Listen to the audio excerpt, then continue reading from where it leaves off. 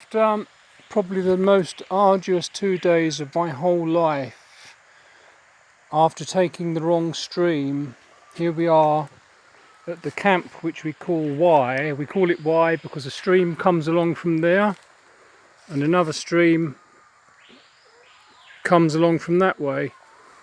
Here's the camp.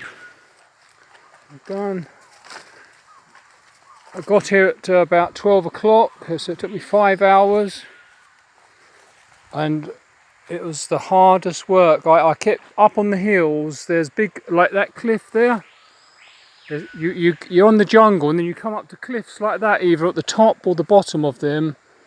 And in the end, I managed to get down into a gully, which I was hoping wasn't going to lead me into a trap, and it led into a stream about that way, about 150 meters. For the last day and a half, 2 days, my GPS has been saying this camp is 200.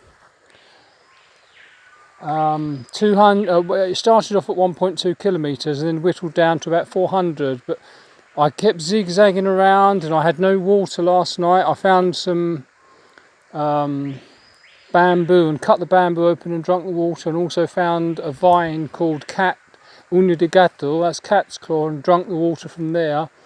And then after that, also yesterday, after it was arduous because I thought I was on the gold stream, this stream, and for the breakfast that day I had 4 cold spoonfuls of rice, and one of the most arduous days of my whole life, carrying about 27 backpack, and my other clothing was so wet and stinking, the top part of the clothing, the sweatshirt, aptly named, I left it hanging on the tree there because it stunk and it weighed over 1 kilo, and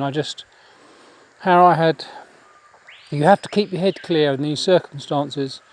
You must be positive. Without the GPS, well, I'd never have done it without the GPS, but funny enough, the GPS, as soon as I got here, the batteries packed up, and I do have spare ones, but I'm most certainly not going back that way ever. Probably the first man to ever have stepped in some of those places. And I'm happy that I'm here.